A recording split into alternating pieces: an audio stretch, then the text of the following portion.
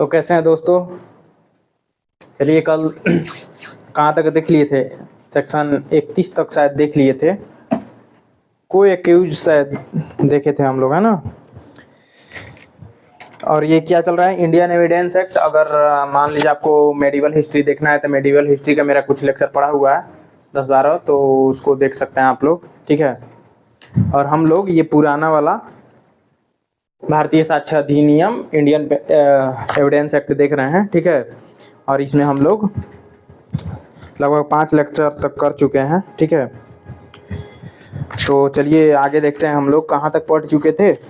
31 तक शायद हम लोग पढ़ चुके थे, ठीक है। उसी को आज थोड़ा सा कंटिन्यू करेंगे।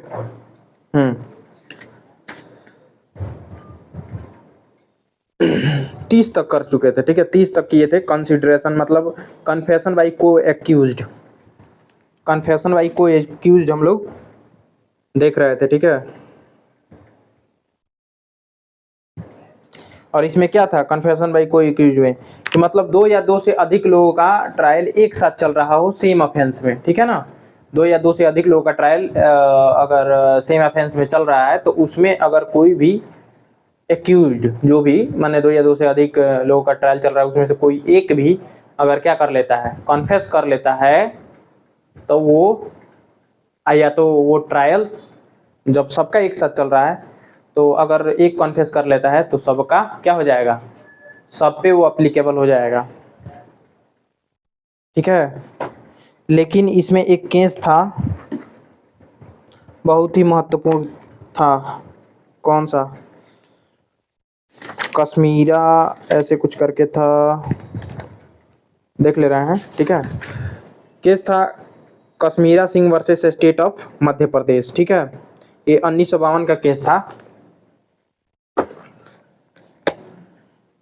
क्या देख रहे हैं हम लोग, सेक्शन 30 कन्फेशन बाई को एक्यूज्ड, यही ना है, कन्फेशन बाई को एक्यूज्ड, ठीक है। तो इसमें एक केस था क्या, Kashmira Singh versus state of Madhya Pradesh, Kashmira Singh versus state of MP. इसमें क्या होता है कि कश्मीरा और एक और इसका कोई मतलब साथी इंस्पेक्टर, ये लोग फूड असिस्टेंट फूड प्रोक्योरमेंट, हाँ असिस्टेंट फूड प्रोक्योरमेंट में इंस्पेक्टर होते हैं लोग, ठीक है। और इसमें इन लोगों को गिल्टी पाया जाता है, मतलब इसमें कोई इलीगल काम कर रहे होते हैं तो गिल्टी पाया जाता है, तो इनके जो आला अधिकारी मतलब इनसे ऊपर के जो अधिकारी होता है वो इनको गिल्टी पाता है और इनको सस्पेंड, दोनों को सस्पेंड कर देता है, ठीक है। और जो अधिकारी इनको सस्पेंड किया होता है उसका बच्चा एक दिन गायब हो जाता है सस्पेंड करने के बाद, और क्या खेल रहा होता है तो गायब हो जाता है। गायब करने के बाद उसकी बॉडी एक बैग में पैक करके, मर्डर करके बैग में पैक करके फेंक दिया गया होता है, ठीक है। तो बैग में पैक करके फेंक दिया गया होता है, तो भाई पुलिस तहकीकात करती है तो उसमें इन दोनों को गिरफ्तार किया जाता है। किनको, कश्मीरा को और इसके एक साथी जो इंस्पेक्टर आता है, दोनों लोग को जो सस्पेंड किया गया रहता है। तो उसमें क्या होता है कि उसके साथी को और इसको क्या होता है, मर्डर के लिए लाइबल पाया जाता है, मतलब लाइबल पाया नहीं जाता है, उसमें कश्मीरा सिंह का जो साथी होता है वो कन्फेस कर लेता है, तो वही तो को एक्यूज्ड है, कोई एक्यूज्ड उसे ही माना जाएगा। वो कन्फेस कर लेता है और कन्फेस में वो मान लेता है कि हम दोनों ने उसका क्या किया है, मर्डर किया, क्योंकि सेम ऑफेंस के लिए दोनों का ट्रायल हो रहा होता है, ठीक है, ठीक है। दोनों का सेम ऑफेंस के लिए ट्रायल हो रहा होता है, तो उसमें जो एक और जो कल्प्रिट होता है वो कन्फेस कर लेता है, कन्फेस कर लेता है तो दोनों क्या होता है, जो कोर्ट होती है दोनों को सजा सुना देती है। और सजा सुनाने के बाद वो तो ठीक है, वो अपील नहीं करता है, लेकिन कश्मीरा सिंह क्या कर देती है, सुप्रीम कोर्ट में अपील कर देती है। और सुप्रीम कोर्ट में जब अपील कर देती है तो सुप्रीम कोर्ट ये मानता है कि कन्फेशन ऑफ को accused is not a substantive piece of evidence, मतलब यह एक वीक एविडेंस है और सिर्फ कन्फेशन ऑफ को एक्यूज्ड पे किसी को सजा नहीं हो सकती है। अब देखिए इसमें क्या हुआ था, मान लीजिए उसने तो कन्फेस कर लिया कि हम दोनों ने मर्डर किया है, मारा है, लेकिन कश्मीरा सिंह थोड़े ना कन्फेस की थी, इसलिए वो अपील कर दी। अपील कर दी तो सिर्फ कन्फेशन ऑफ को एक्यूज पे, और इन लोगों के खिलाफ कोई सबूत नहीं मिला था, इन लोगों के खिलाफ कोई सबूत नहीं मिला था, लेकिन कश्मीरा सिंह के खिलाफ सबूत नहीं मिला था तो ये अपील कर दी, और वो जो जिसने कन्फेस किया था वो अपील नहीं किया, तो कश्मीरा सिंह क्या हो गई, एक्विट हो गई। क्या हो गई, एक्विट हो गई। तो ये बताइए कि क्या जो दूसरा इसका साथी था इंस्पेक्टर, जिसको भी कल्प्रिट जो कन्फेस किया था, तो क्या उसको सजा होगी? तो बिल्कुल होगी। क्यों? वो तो मान लिया था ना। अगर आप स्वयं कन्फेस कर देते हैं तो इसमें एक सेक्शन है, कौन सा, सेक्शन 31, सॉरी, हाँ सेक्शन 31 रोक लगाता है। यदि आप कोई चीज कन्फेस कर लिए तो आप अपनी बात से मुकर नहीं सकते हैं। समझ में आ रहा है ना। एडमिशन में क्या है, दोनों में अंतर है, याद रखिए, हम बताए ना एडमिशन और कन्फेशन में अंतर। एडमिशन में और कन्फेशन में, कन्फेशन में, दोनों में अंतर है। अगर एडमिशन में आप कोई भी बात, कोई मतलब कुछ भी बात कहते हैं तो आप उसके लिए क्या है, मतलब कि एडमिशन की बात को लेकर आपको, अरे इतना समझ लीजिए कि एडमिशन में कोई बात कह रहे हैं उसके लिए जरूरी नहीं है कि आपको दोषी ठहराया जाए, लेकिन कन्फेशन में जो आप मान लिए आप उस बात से मुकर नहीं सकते हैं। वही बात है कन्फेशन में। वो सेक्शन 31 क्या कहता है, यही तो कहता है, admission not conclusive proof but में स्टॉप, स्टॉप माने एस्टॉपेल का बात करता है। एस्टॉपेल का मतलब रोक लगाता है। क्या रोक लगाता है, तो सुनिए, admission are not conclusive proof, मतलब हाँ वही तो बताने चाहते थे, admission are not conclusive proof but confession are conclusive proof. Confession is क्या, अपने आप में एक सब्सटेंटिव पीस ऑफ एविडेंस है।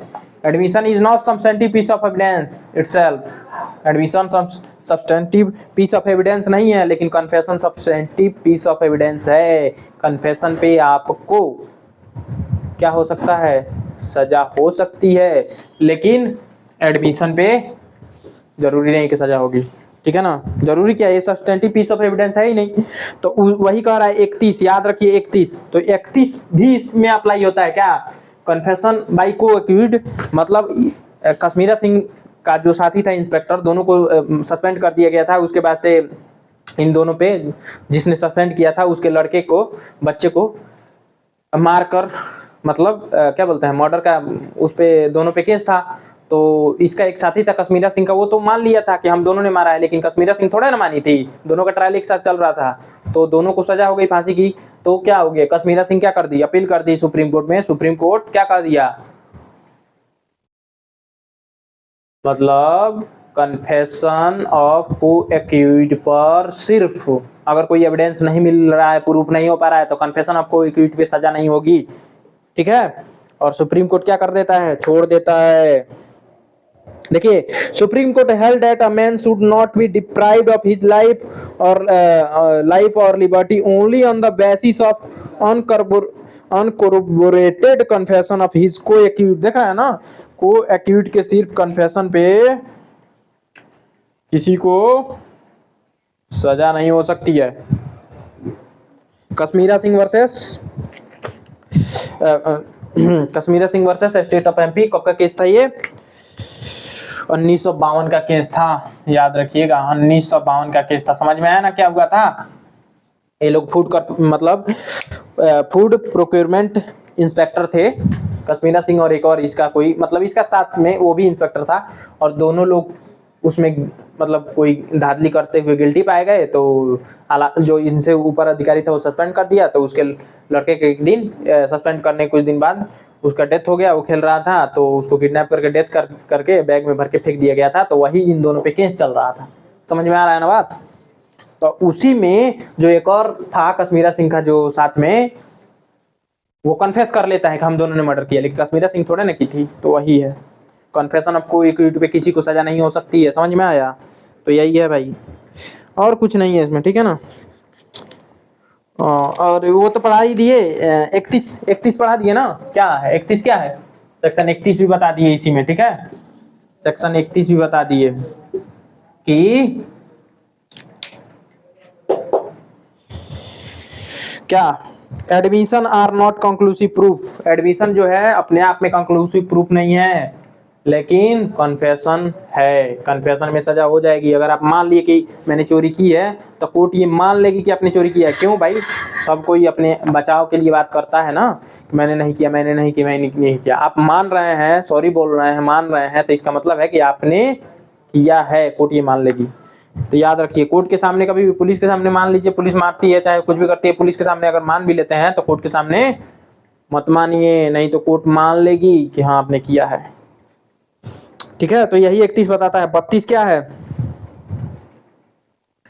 32 कह रहा है कि स्टेटमेंट बाय पर्सन, मतलब देखिए cases in which statement of relevant fact by person, देखिए fact relevant fact by person who is dead और can not be found or is relevant, मतलब स्टेटमेंट उस पर्सन का जो can not be called as witness, जिसे witness के रूप में को बुलाया नहीं जा सकता है, उसके बारे में है। ठीक है ना। 32 नंबर काफी इंपोर्टेंट हो जाता है। और इसमें कुछ है क्या इंपोर्टेंट 31 में बताने वाला? बता तो दिए ही सब यार, उसमें कोई वो नहीं है इंपोर्टेंट। तो देखिए कन्फेशन और एडमिशन में बहुत ही मतलब बढ़िया से समझना पड़ेगा। हाँ, कल हम बताए थे पुलकुरी कोटाया का केस बताने वाले थे ना, बोले थे कि कल बता देंगे। पुलकुरी कोटाया वर्ष का केस 1947 का केस था। ठीक है ना। पुलकुरी कोटाया वर्सेस एम्पेरर, किंग एम्पेरर, है ना। सेक्शन 27 से 27 से जो रिलेटेड था। 27 क्या था? सेक्शन 27 25 और 26 का क्या था? वो एक्सेप्शन था। सेक्शन 25 और 26 का एक्सेप्शन था ना 27। ठीक है, तो उसमें एक केस हम बोले थे पुलकुरी कोटाया वर्सेस एम्पेरर का। तो इसमें क्या हुआ था? इसमें कहा गया था कि पुलिस की हिरासत में दिए गए कोई भी बयान, मतलब कोई भी, अगर पुलिस की हिरासत में कोई भी आप कन्फेशन करते हैं, केवल वही हिस्से स्वीकार्य होंगे जो किसी अपराध से संबंधित खोजे गए तथ्य की ओर ले जाते हैं। समझ में आ रहा है ना? मतलब अरे वही बात जो कल बताए थे एक और किसी केस में। ठीक है ना, कि जिसमें जितना एविडेंस पाया जाएगा ना, तो आपके द्वारा जो वही कन्फेशन सिर्फ रिलेवेंट होगा जितना आप कन्फेस कर रहे हैं और कुछ बता रहे हैं, उससे फाइंडिंग हो रही है। वही तो था और कुछ नहीं था। ठीक है, मतलब आप अगर कन्फेशन करते हैं पुलिस के कस्टडी में या पुलिस ऑफिसर के सामने, तो वो स्वीकार्य नहीं है, रिलेवेंट नहीं है। तब तक रिलेवेंट नहीं है जब तक आपके बातों से कुछ फाइंडिंग नहीं हो रही है। अगर आपके बातों से कुछ फाइंडिंग हो रही है, इसमें क्या हुआ था देखिए, इसमें पुलकुरी कोटाया वर्सेस किंग एम्परर में क्या हुआ था कि कुछ लोग इसी में, शायद इसी में, मतलब हो सकता है भूल रहे हो, लेकिन याद बता देते हैं। ठीक है ना, देख लें कि गलती तो गलती नहीं है, गलती बता देंगे तो दिक्कत हो जाएगा ना भाई।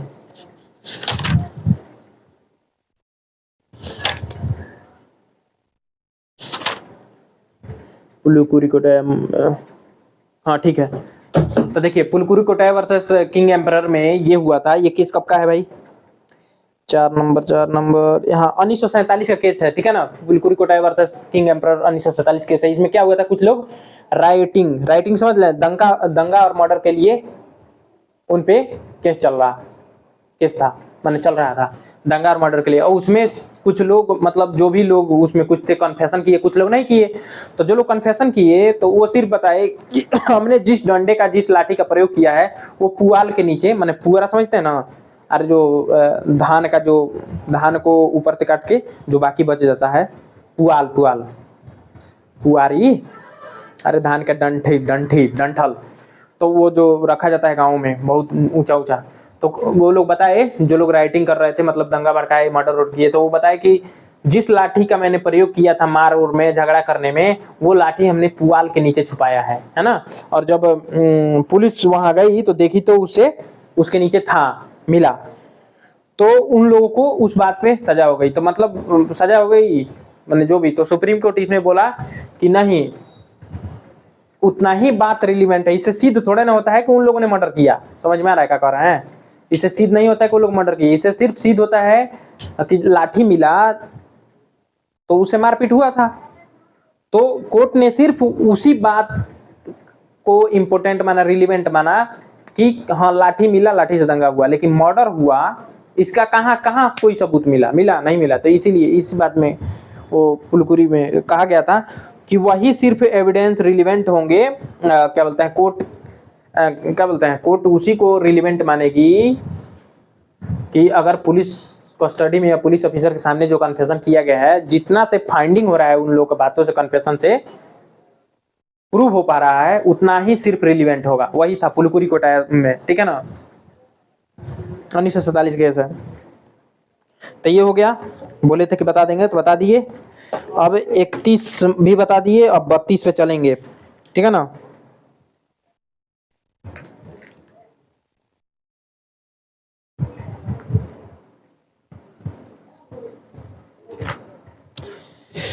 इकतीस बता दिए, 32 चलिए देखते हैं 32 क्या है।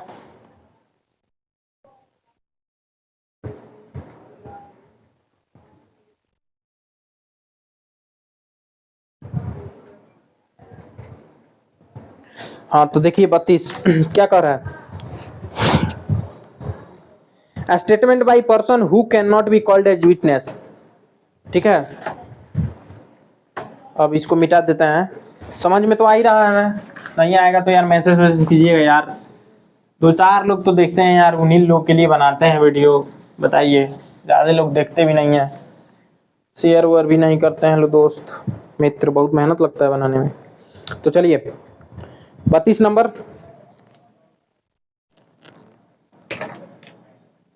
देखिए इसके ऊपर देखिए ये लिखा है स्टेटमेंट बाई पर्सन, है ना, वही स्टेटमेंट बाई पर्सन, आई आर है, समझ लीजिएगा statement by persons who can not be called as witness, who can not called as witness, जिसको विटनेस के रूप में नहीं बुलाया जा सकता है, विटनेसेस है ना। चलिए इसमें 32 नंबर क्या कहता है, देखिए ये अभी हेडिंग 32 नंबर का नहीं है, 32 नंबर के ऊपर इसमें 2 सेक्शन आ जाएंगे, 32-33, ठीक है, इसमें 2 सेक्शन आ जाएंगे, 32 और 33, मतलब देख लेते हैं एक बार, है ना। हाँ इसमें 2 सेक्शन 32 और 33 आ जाएंगे। उसके बाद से दूसरा आएगा statement made under special circumstances, दूसरा आ जाएगा ना। तो कि इसमें 2 सेक्शन पढ़ना है आपको कि किसको किसको एज अ विटनेस कॉल नहीं किया जा सकता है, 32 और 33, ठीक है ना। तो 32 क्या है, तो 32 में देखिए पढ़ देते हैं एक बार, cases in which statement of relevant fact by person who is dead, मतलब उसका स्टेटमेंट रिलीवेंट हो जाएगा जो मर चुका है, हु इज डीड और कैन नॉट बी फाउंड, या जो मिल नहीं रहा है, etc is relevant. Statement written, अब देखिए इसमें क्या कर रहा है, स्टेटमेंट रिटर्न और verbal of relevant fact made by a person who is dead, किसका किसका स्टेटमेंट रिलीवेंट हो जाएगा, ठीक है। कब रिलीवेंट होगा स्टेटमेंट किसी भी पर्सन का, तो इसमें पहला व्हेन स्टेटमेंट इज रिलीवेंट लिख लीजिएगा, है ना। पहला who is dead, who is dead, who can not be found, who can not be found, जो मिल नहीं रहा है, और who has become the incapable of giving evidence, अरे लिख दे रहा है, incapable of giving एविडेंस देने के लिए इनकेपेबल हो, और क्या, whose attendance cannot be procured without the amount of delay or expenses, whose attendance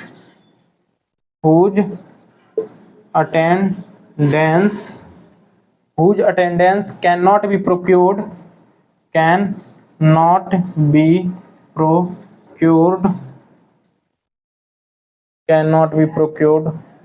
without an amount of delay,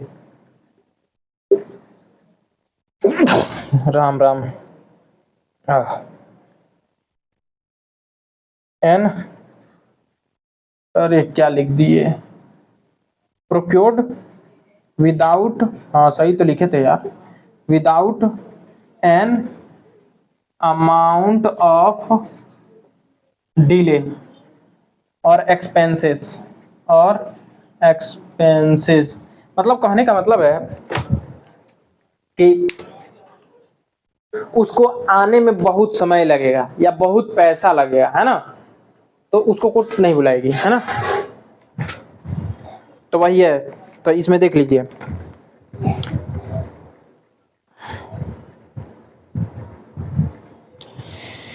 तो इसमें जैसे इसमें 8 पॉइंट दिया हुआ है। पहला, when it relates to the cause of death, मतलब डेथ के बारे में, डाइंग डिक्लेरेशन इसी में आएगा, ठीक है ना, डाइंग डिक्लेरेशन। दूसरा, made in the course of business, ठीक है ना, made in the course of business, made in the course of business बताए नहीं थे, मतलब कि जो कोर्स ऑफ बिजनेस में है तो कोर्ट उसको रिलेवेंट मान लेगी, कहाँ जैसे पोस्ट ऑफिस में कोई पत्र डाला गया है तो पहुंच गया होगा, इस टाइप से, है ना। और against the interest of maker, against interest of maker, और क्या है, पब्लिक राइट और कस्टम के बारे में अगर कोई बात कही गई है तो रिलेवेंट हो जाएगी। रिलेशनशिप में कोई बात अगर एग्जिस्ट करती है रिलेशनशिप, तो वो जैसे कैसे रिलेशनशिप एग्जिस्ट करती है, जैसे मान लीजिए कि दो लोग रह रहे हैं साथ में, भले शादी नहीं हुई हो, लेकिन लोगों को ये विश्वास है कि वो हस्बैंड वाइफ के जैसे रह रहे हैं, हस्बैंड वाइफ हैं, तो वो बातें रिलेवेंट हो जाएंगी, कोई जाके गवाही कर देगा तो, है ना। विल और डीड, विल और डीड के बारे में, अगर विल और डीड बन रहा है किसी फैमिली में से रिलेटेड है, किसी फैमिली अफेयर से रिलेटेड विल और डीड है तो वो भी इंपॉर्टेंट हो जाएगा। और क्या, डॉक्यूमेंट रिलेटिंग टू ट्रांजैक्शन, है ना, मेंशन्ड इन सेक्शन 13, तो सेक्शन 13 में क्या है, कस्टम ही है, तो वो इंपॉर्टेंट हो जाएगा। और made in the several person और express feeling relating to matter in question, ये भी इंपॉर्टेंट हो जाएगा। तो देख लीजिए इसमें 8 पॉइंट है, 8 याद कर लीजिएगा, बहुत ही इंपॉर्टेंट है है ना, कभी कभी पूछ देता है।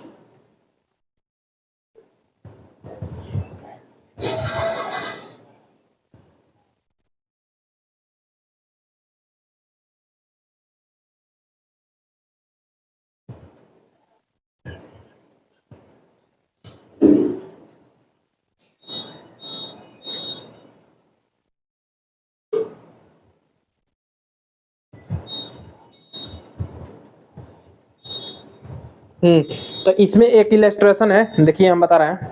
द क्वेश्चन इज, प्रश्न यह है, whether A was murdered by B, क्या बी के द्वारा ए का हत्या हुआ है, अपराध मतलब हत्या, है ना, ए का हत्या बी द्वारा हुआ है, वो है नहीं, प्रश्न है।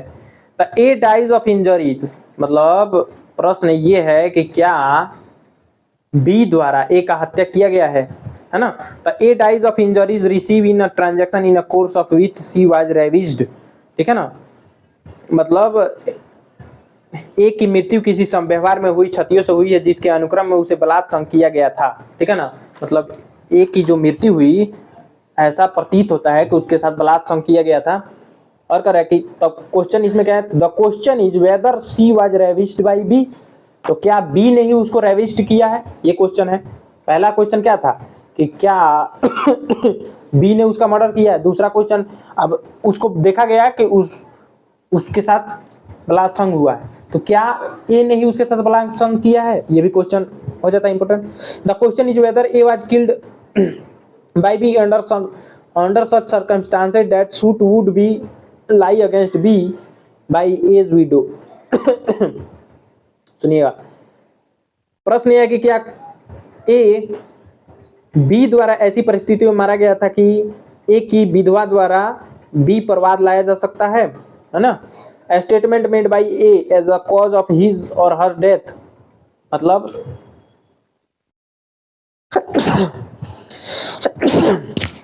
अब स्टेटमेंट, सॉरी राम जी, तो अब स्टेटमेंट ए का जो भी स्टेटमेंट रिकॉर्ड किया गया था मरते वक्त वो इंपोर्टेंट हो जाएगा, वही बात इसमें कह रहा है। देखिए कह रहा है कि statement made by A as to the cause of his or her death, referring respectively to the murder, rape and actionable wrong under the consideration are relevant fact। ए द्वारा कोई भी बात मरते वक्त अगर कोई भी बात कही गई थी उसके मर्डर से रिलेटेड, रेप से रिलेटेड और कोई भी इंजरी से रिलेटेड, तो वो इम्पोर्टेंट हो जाएगी, ठीक है। तो ये हो गया। अब देखिए अगला इलस्ट्रेशन पढ़ रहे हैं। The question is whether A was in Calcutta on a given day. A statement in a diary of a deceased solicitor regularly kept in the course of business that a given day the solicitor attend A as a place mentioned in Calcutta for the purpose of conferring with him upon a specified business is relevant। देखिए कह रहा है कि प्रश्न ये है कि क्या उस विशेष दिन ए कलकत्ता में था तो कारोबार के मामूली अनुक्रम में नियमित रूप से रखी गई एक मृत सॉलिसिटर की डायरी में यह कथन कि उस दिन विशेष दिन वह सॉलिसिटर कलकत्ते में एक वर्णित स्थान पर विनिर्दिष्ट कारोबार के बारे में विचार विमर्श करने के प्रयोजनार्थ ए के पास रहा सुसंगत तथ्य है।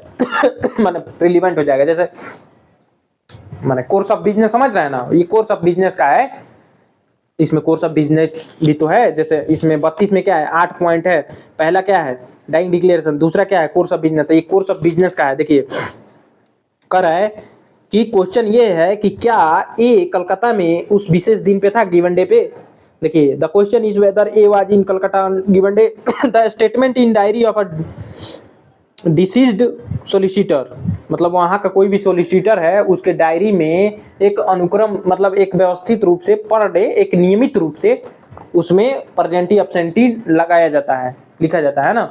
तो उस विशेष दिन भी उसका प्रेजेंटी है तो इसका मतलब वो क्या है, रिलेवेंट हो जाएगा। ठीक है ना, तो कोर्स ऑफ बिजनेस में आ जाएगा, है ना। तो ये इंपॉर्टेंट। और क्या है बाकी पढ़ लीजिएगा, है ना इसमें।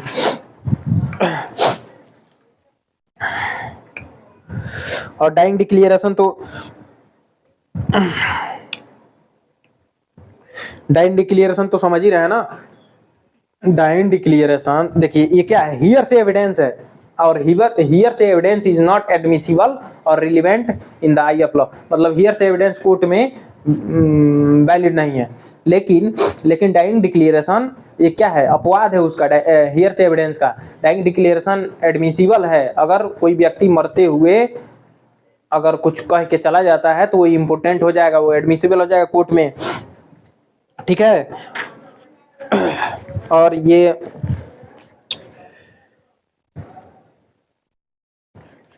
और देखिए डाइंग डिक्लेरेशन कोई भी क्रॉस एग्जामिनेशन नहीं हो पाता है, मतलब क्रॉस एग्जामिनेशन अलाउ नहीं है। डाइंग डिक्लेरेशन में क्रॉस एग्जामिनेशन नहीं होता है और हियर से एविडेंस है फिर भी क्या है, एडमिसिबल है ना। क्यों, क्योंकि एक इसमें मैगजीम है, वो मैगजीम कहता है कि कोई भी व्यक्ति मरते हुए अपने मुख में झूठ लेकर भगवान के पास थोड़े ना जाएगा, समझ रहे हैं ना। जैसे कोई भी व्यक्ति मरते हुए, वो मैगजीम लिख देते हैं हम, मरते हुए झूठ अपने मुंह में लेके भगवान के पास थोड़े ना जाएगा, तो इसीलिए उस बात को सत्य मान लिया जाता है। वो मैगजीम है नेमो मोरिटरस प्रेज्यूमिटर मेंटर, ठीक है ना, ये है मैगजीम। इसका मतलब है कि a man will not meet his maker, a man will not meet his maker with a lie in his mouth, ठीक है ना। कोई भी व्यक्ति कह रहा है कि मैन, कोई भी मैन मतलब आदमी अपने डेथ के समय नहीं, man will not meet his maker with the lie in his mouth, नहीं, कोई भी व्यक्ति मृत्यु के समय man will not meet his maker with the lie in his mouth at the time of, अब इसमें थोड़ा सा हो सकता है कि मिस हो गया हो, eight the time of death, ठीक है ना। मृत्यु के समय कोई भी व्यक्ति अपने मुख में झूठ लेकर भगवान के पास नहीं जाएगा, ठीक है ना, उसी के बारे में ये कह रहा है। इसीलिए ये क्या हो जाता है, इंपॉर्टेंट हो जाता है डाइंग डिक्लेरेशन, ठीक है। तो ये देख लीजिएगा। अब इसमें एक क्वेश्चन ये थी है, क्या बोलते हैं हम, क्वीन वर्सेस अब्दुल्ला, ठीक है। एक इसमें क्वीन वर्सेस अब्दुल्ला का केस है, क्वीन वर्सेस अब्दुल्ला। इसमें क्या कहा गया था कि अगर मान लीजिए डाइंग डिक्लेरेशन में कोई व्यक्ति अगर ऐसे मतलब बता नहीं पा रहा है, मतलब मुख से नहीं बता पा रहा है, तो जेस्चर से भी बता सकता है, इशारे से भी बता सकता है, ठीक है ना, तो वो भी रिलीवेंट हो जाएगा। ये इसमें बताया गया था क्वीन वर्सेस अब्दुल्ला में कि gesture is also important in dying declaration, है ना। और एक और केस है, एक और इसी से केस है,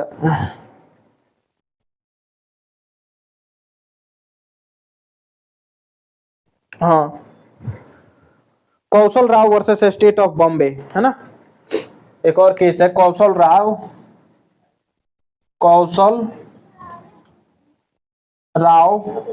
वर्सेस स्टेट ऑफ बॉम्बे।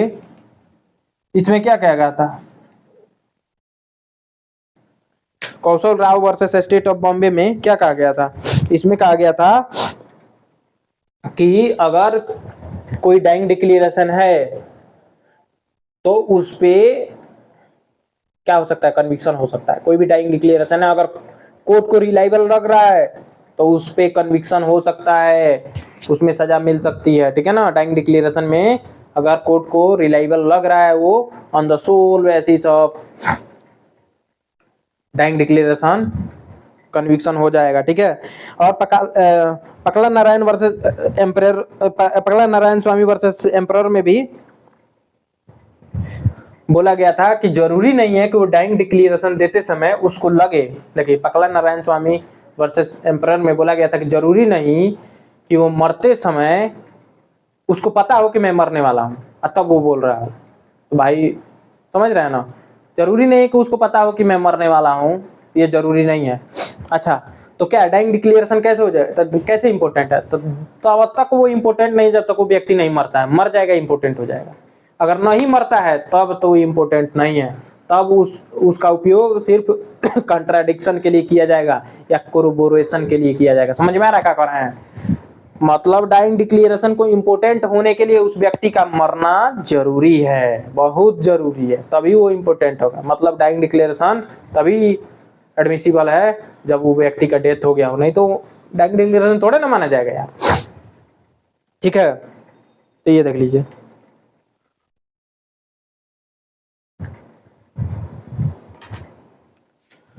तो डाइंग डिक्लेरेशन में उसका मरना